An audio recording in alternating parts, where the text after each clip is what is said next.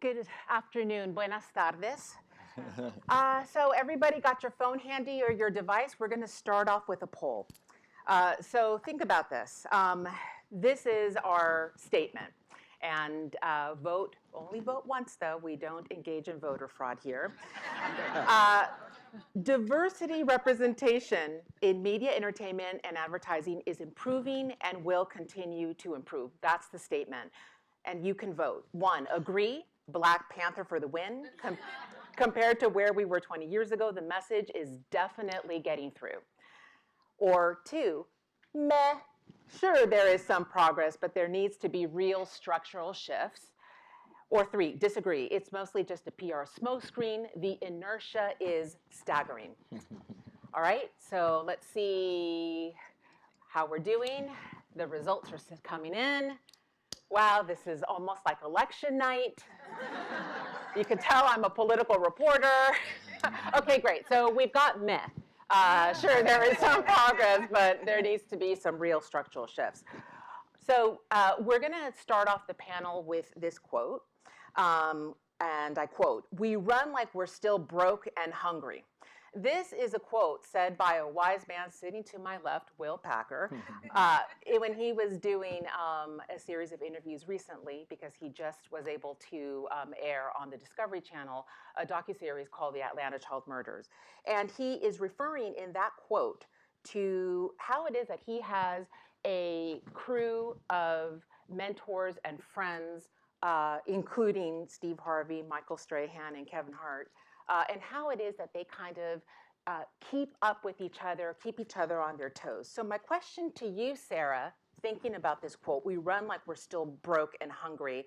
Talk to me about the high performance team that you're putting together at Hello Sunshine, and specifically how it is that in assembling that team, you are really working on the concept of authorship and shifting the power structure with and through Hello Sunshine. This is your company that Reese Witherspoon founded. Well, thanks. I think there's been a lot of discussion about representation, and I think representation is critical, and we talk about our mission, putting a woman at the center of every narrative. But representation without power isn't authorship, and I think the dialogue is shifting. We cannot change the structure and change the systems if we don't address the way our content is authored. And it's not just about it being the right thing to do. I think it's essential to business success. I mean, audiences are smart. They vote with their attention. And there's an enormously crowded media market. So when we thought about, and Reese and I first met and talked about this company, we just saw this huge white space in storytelling. It drove us nuts as consumers, drove her nuts as an actress. And that's what was the real driving motivation. And I think it's the hunger inside us. There's a lot at stake. And so we had the great blessing to build a company from the ground up. It's like, how would you build a company of authentically authored company? And it starts in your boardroom. It's your executives. It's who's in your writers' rooms. It's who's behind the camera. And that's all linked to authentically telling stories. They are not separate things. And that's our driving belief behind Hello Sunshine. And I think the more we are intentional about getting that authorship stack right, we think it shows up on screens, and we think audiences can smell authentically authored stories. And speaking of authorship and power, it's really important to note that Sarah Harden comes to Hello Sunshine, links up with Reese Witherspoon as an investor. And I think that's really powerful. How that relationship starts, and that relationship starts with Sarah literally putting her money where her mouth is. Speaking of Sarah, I've got a quote that I found that Sarah said the following: "It's never been easier to create content. It's never been harder to get attention." And Sarah, as we mentioned a little bit earlier, this was at a conference that Sarah participated in at the University of Southern California a couple of years ago. So now moving it to Will, I just mentioned that few days ago, you aired a 3-part docuseries, The Atlanta Child Murders, on the Discovery Channel. And I guess what I'd like to ask you is, you have chosen this moment in your career, and you've produced hit after hit after hit to shine a spotlight. Could you have done this first before your top grossing films like Girls Trip? Not in the same way, no question. I think that being in the position that I'm in the industry, at the end of the day, you know, it's the economics that drive our industry. And I have proven the ability to accumulate an audience. I've proven the ability to make content for you know, a certain budget range and make profits that far exceed that budget range. That means that they will let me do it again. That's what that means, right? And it also means that I have some power when it comes to choosing the narratives that I want to get behind. So in the position that I'm in, knowing that this was an important narrative, very different than anything else that I had done, but knowing that I had the ability to put my name behind it and that would help to get it made at a certain level and to elevate it from an attention standpoint, all those factors made it something that was undeniable for me, a choice that I felt a responsibility to make. Great. Now, I have another quote, and this one comes from the man directly to my left. And he says this, quote, "I don't think sex sells. I think it might be just the opposite because these are negative and inaccurate portrayals." This is Marc Pritchard being interviewed by none other than LL Cool J. I found that interview. It was a bucket list moment. I bet it was. So thinking about that quote, this question is for Jameela. Oh dear. Talk to me about this shift that's happening in Hollywood right now and about the opportunities that you're seeing in this context of a shift in Hollywood where maybe sex doesn't exclusively sell. And I'm kind of connecting it to the Iway movement. Okay. Well, just a couple of years ago, and this kind of shows you how fast everything's changing, I was thinking about leaving England.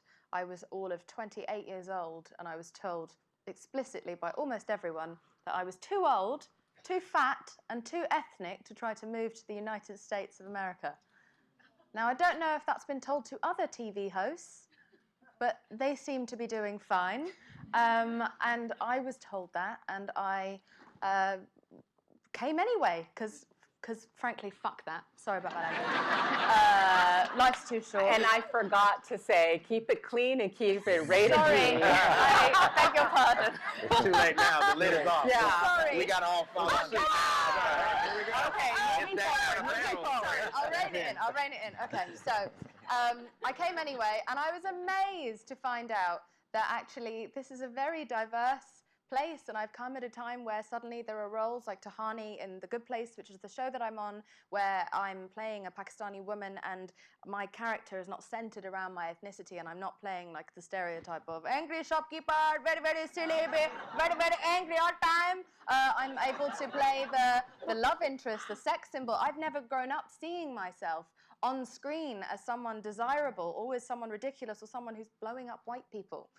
And so we're not supposed to laugh at that, but I'm just saying that that has been the stereotype that I've been suffocated with as a child. And so it's been very cool to not only watch it around me, but be a part of paving the way for other young South Asian women of color. And I guess the way in which it would link to the Iway movement is something I started. I started a movement on the internet called Iway, in which we change the way that we value women and we measure women. And it's no longer with a weighing scale. It's via their contributions to society, the things that they have achieved, the struggles that they are overcoming, the struggles they are still suffering with now. I weigh the sum of all my parts, and that is something that I'm trying to encourage women of all ages, and generally just people of all ages, to do, to take back their autonomy over how they see themselves. And within the Iway movement, there is no sex having to sell. We're not anti-sex, we're not anti-porn, but we are trying to change the narrative around the way in which we see and we evaluate the female form and women. And it's not about your form, it's about who you are within that form. And it's been an incredibly cool, fun thing to be part of. We are almost at a year now, and we have over 500,000 followers on Instagram, while trying to hold back the Instagram account because we have too many people and too many submissions coming in. I'm about to turn it into we're launching a company of Iway, where it's going to be a lifestyle website that makes you, well, smarter and happier rather than thinner and younger. not to throw any shade to anyone else who might be doing different lifestyle websites, but this is something that is representing the people, and you, wherever you are from in the world, you can find yourself on our pages, and we are giving a voice and a platform to marginalized and disenfranchised people, because I believe that is the future of advertising. I believe that's the future of media. We've seen it with Black Panther, we've seen it with Crazy Rich Asians, with Bridesmaids, and with The Good Place, that diversity wins, and taking challenges wins, and reflecting on camera what you see in the street wins, and will continue to do so. Speaking of The Good Place, and by the way, I've been told that in the UK, bollocks is a good Substitute passionate word. moment. Got to say it with more gusto. With more gusto. Bollocks. Bollocks. Okay. Okay, So I've got a quote for you, Marc. This is the quote. Quote, "I died in Cleveland." Eye roll. And this is said by Jameela playing Tahani Al-Jamil on The Good Place. And the reason I say this is because Marc lives in Cincinnati. I just moved to New York City from Toledo, Ohio, so we have Ohio in common. But what I'm getting at is Marc Pritchard, as the Chief Brand Officer for Procter & Gamble, P&G is the world's largest advertiser with a reported $10 billion that he oversees. That's power. That's quantifiable power. And you've been making the business case for diversity for years, for decades, 30 plus years at P&G. We've seen that with different commercials, the Gillette commercials, for example, on toxic masculinity. But the one that really got to me, I mean, we're talking about the goosebumps, is the talk. How many of you are familiar with the talk? Yeah, right? Okay, so just very quickly, the talk is this commercial where African-American mothers through the decades have the talk, words of wisdom to their children to impart love, impart self-confidence, certainly, but also, in the most poignant moment, is make sure that they're doing what they need to do so that they can make it home safely at night. And so what was really powerful for me about that commercial was the commercial represents the decade. It's not just what's happening today, but it starts with a mom and a daughter in maybe the 50s through the 70s with the mom and the son with the bell bottoms. So my question to you is, the talk is not new. Why did it take so long for P&G to make this commercial? Well, part of what we've come to the realization of in the past, I guess the past few years, really, as we've taken on diversity, inclusion, and gender equality as a major platform for us, is when you're the world's largest advertiser and you reach 5 billion people a day, every day, multiple times a day, those images and portrayals that you have in advertising make a difference. And the reality is that the images of and portrayals of people in advertising, they embed memories into your mind as to what is a representation and what's supposedly normal. But those images embed memories that then form bias. And bias is a human condition, but bias is learned over time. And so what we have recognized is that we should use our voice, and have made a choice to use our voice in advertising as a force for good. And that force for good is just to start with the accurate and realistic portrayal of women and girls and all races, sexualities, abilities, ages, religions. We need to make sure that we represent people as they are. And that accurate portrayal will be a starting point in ensuring that we start to make diversity and inclusion normal. The talk shined the light. Periodically, that's just all advertising. Periodically, we want to shine the light on a particular issue. And the talk was shining the light really on racial prejudice, because it was that preparation, what those moms were doing throughout those decades were preparing their children for the bias and prejudice that they'll face. And we had done something 10 years ago with the brand that was associated with that, My Black is Beautiful, that talked about the beauty of black women, which started a conversation. 10 years later, we said, what are the conversations? And they talked, many of the women we talked about this conversation. We said, we need to shine a light on that. So this is important, guys. It's shining the light, but it's being in the position of power to shine that light, right? So let me ask then about the media landscape, because it's really different. And I think you've got that historical vantage point because you've been doing this since you've been at P&G since the 80s. The media landscape we know is fragmented, it's changed. The advent of technology, and it's really powerful to give voice to people, to create community, to shine that spotlight. That's really important. But it's a double-sided, at least a double-sided sword, right? Because there could be backlash. Tell us how you navigate that backlash, or what could be a backlash, things that you can't even imagine. I mean, I'm thinking about Elon Musk, right? Talk about a cautionary tale in put your phone down, right? Tell us how you navigate that, because some brands would say, you know what, we're not going to go there. We're not going to touch it because we've got billions at stake. Yeah. We're gonna shine a light on one thing and alienate a whole other segment of the population. Well, that's why business is so important. It was actually 20 years ago when somebody said to me, if you choose to do so, you can make a difference because you're in business. And business will someday be the greatest force for good in the future. And when then I fast forward, and that reaching 5 billion people and $10 billion becomes a responsibility to make a difference. So how do you navigate? What you do is you make sure that whatever you present, which in the talk, you present a truth. And then when the heat comes, which it did, there was many people who said, that's my life, thank you for recognizing it. Some people said, I didn't realize that happened, let's talk about that. And there were some who were absolute haters and came right after us and created a real storm of controversy, to the point where, you know, I was even asked at one point, maybe you should edit that ad. And I said, no, because editing that ad would not be a portrayal of truth. Just because it's not somebody's reality doesn't mean it's not another person's truth. And so we went forward. In fact, we doubled down. We actually doubled down on PR and on TV. And we did the same thing on Gillette. Gillette was a discussion about masculinity. It was saying, don't do bad behavior, do good behavior. Pretty simple.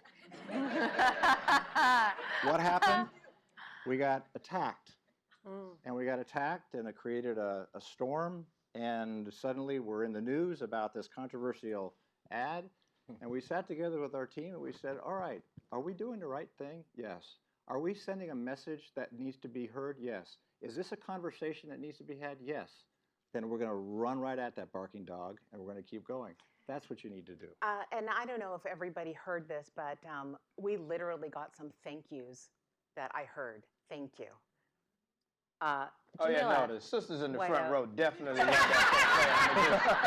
I don't know how it's playing in the back, but you got some folks right here. Y'all all saw Girls Trip too. God. Let me tell you something. Listen, Marc, that's my audience right there, brother. You keep them happy, man. You're gonna be okay. Trust me. Yeah, we're having a moment here, but let's build on this, because Jameela, your social space is where you communicate directly with your audience, where you have put yourself out there with Iway, where you're building this community about people who are different abilities, shapes, and sizes. But I have seen your Twitter, and there's a lot of backlash, to put it mildly. Tell us about how it is that you're navigating, and maybe your sense of purpose. I actually disagree that there's actually a lot of backlash. There's some backlash, but also we have to remember that Twitter really does represent a very small portion of the world. And so sometimes it can feel overwhelming when really it's just a couple of angry people who are taking their anger out on you because they feel like you're taking something away from them. And I cannot remember who said this, but someone wonderful said that to the privileged, equality can feel like oppression. And I think that there's something very interesting in that, and that's I hope to find whoever said that, because that's brilliant. It wasn't me, I 100% promise you that. But I just tend to carry on with what I'm doing. I think I ask similar questions to Marc, which is that, am I doing the right thing? Is this a conversation that needs to be had? And I'm on the right side, and that's why I continue to win. And I have, I'd say, 90% support from the public and 95% support from the press, which has been because I have done this with the utmost integrity, and this is full of organic hope for the future. And I'm someone who has been battered and abused in my life by so many parts of society and so many different people in so many different ways. And this is coming from my way of trying to stop other people from suffering the way that I have in my life. That's why I'm doing everything that I'm doing, and I think people sense that. And so backlash for me is just a sign that there's still work to be done. Not that I should concede, but there's still people who need to be convinced, and that makes me continue to keep going. So And you're in a position to push it forward as well. Yeah. The work needs to be done, but you're in a position to put it forward. I wanted to throw this out. Not that long ago, maybe a couple of weeks ago, Steven Spielberg made some news. It was right after the Oscars, and he said something to the effect, and I am paraphrasing, that the Oscars should be for studio feature films, but that, and not for Netflix. Remember that this year, Roma by Alfonso Cuarón got a lot of attention and a lot of prizes and praise.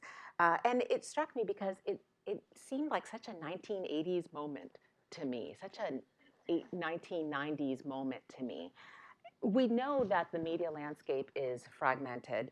Sarah, can you talk a little bit about just reflect on that, because Hello Sunshine is giving authorship to, building high performance female teams and looking at different ways to tell these stories.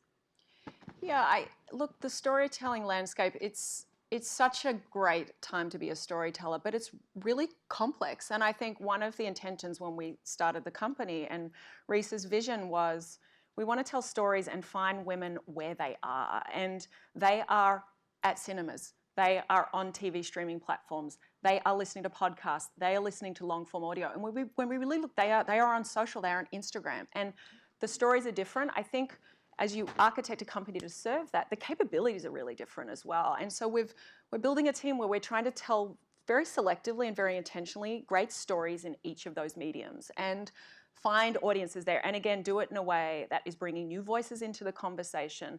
I think one of Reese's frustrations that birthed the company was, while she was behind in producing incredible movies and TV shows, they were annual events. And it was like, I want to be in the daily conversation. I mean, Big Little Lies, which predated the formation of Hello Sunshine, that started an incredible conversation about domestic violence. And it started a great conversation about motherhood in this ensemble of 5 women. And so when we built our company, we're in a daily conversation on social and weekly conversation around podcast, around original storytelling. And then we have a monthly book club. We talk about a monthly book club release. And we have big monthly and quarterly, tentpoles as we get the company rolling. And I think modern media companies have to be prepared to follow audiences where they are and have to be prepared to architect those stories very, very differently for those platforms. Making an Insta story is just as valid as making a television show. They can all shift the cultural conversation. And every bit of media, whether it's a movie or a TV show, gets launched into a cultural conversation today, whether you want it to or not. And I think the ability to speak across all those platforms is what we're trying to do as we build that company, as brands are having to do as well. When I think about your remake of Roots, and interestingly, the original Roots was the top grossing TV series for years. And, I think about Ride Along, and, right now, Jordan Peele is having a moment with Us. I mean, he's having a moment. He had that moment with Get Out. Talk to us a little bit about, we know female purchasing power. We know about segmentation, the African American community. Tyler Perry is not new. But there's something when you have this kind of success, whether it's Ride Along, whether it's Us, that it's clearly not segmented. It's more people are buying in and are literally showing up to buy their tickets, to buy books, to what is that next step for you? What is the next step? Or I don't want to say that we're in a post-racial moment, because that's what they said in 2008, and that was trite. What is next? Is it a question of continuing to invest in products, us as consumers, as moviegoers, in companies, buy brands, Is it not about asking to have a seat at the table, but maybe just showing up with your own chair? It's an interesting analogy. Audiences have the power. They always have. They always will. What we're seeing right now is the great democratization of media. Okay, so people are consuming what they want, when they want, how they want it. So it doesn't matter if people in fancy offices in Hollywood say, well, we're only going to release content on a certain date, only in theaters, and that's how you have to come. Like, doesn't matter. Audiences, they ultimately will decide what is consumed, how it's consumed, and how it's created. So when you talk about us, when you talk about, Black Panther or Girls Trip or what have you, these films that happen to have African Americans centered in their stories, ultimately the money that they're making shows they're not just Black audiences, that audiences by and large are consuming this. So what it means is that audiences globally now, there's a shift that if you want to have something that feels of today, that is going to cut through all the clutter of so much content that's out there, that's going to feel like it's hip, like it's now, it better feel like the world today, right? It better look like the world looks today. So that is very different in the 80s when it was like, you know what, who was our white male action star? Let's put him in there and enough explosions and you got it. You're going to win around the world. Good luck with that today. I'm going to tell you that now. Like, it doesn't matter who that guy is, right? You better have something that feels inclusionary, that feels like it is representative of multiple groups. And so when you say, where do we go from now? Audiences have spoken up and said that this is the type of content we want to see. Now the industry which is very reactive, right? Hollywood is not proactive at all. It is a reactive industry. You want to know what's next? Look at what just worked. That's what the next thing is going to be. And so what is happening is now they're reacting to audiences. Fast and Furious 20,000? Perhaps, if we keep going, But it will be a very diverse. Look at that franchise, and look who the actors are that are fronting that franchise. So anyway, that's what you will see. What is next is you will continue to see audiences as the drivers, and Hollywood trying to keep up with the types of content that consumers want to see. And that content will continue to be more and more diverse. I'd also like to add to that, if I may. Yeah, and quickly, because we're almost out of time. Okay, We got a just minute. that Last while we're word. talking about the future and we're talking about inclusion and different spending power, I hope that also Hollywood will now not just go as far as looking at just racial inclusion and female inclusion, but also look at disability inclusion and more stories of LGBTQ plus communities, because we are still erasing those people, and when they are spoken about, their life story isn't the condition that they are living with or the sexuality that they have is the central theme of the entire part in that film. And so I think that's also something that we need to think about, are the huge dollars that are being lost by excluding those people. It's not just bad humaning, it's also just bad for business, and it's stupid. 100%. So we need to include everyone, and we need to also not forget about those people whose stories aren't being told. Well said. Bad humaning, bad for business. Our last word goes to Jamil, Marc Pritchard, to immediately to my left, Will Power. Thank you very much. And Yes. Sarah Harden, we thank you. And thank you. All right.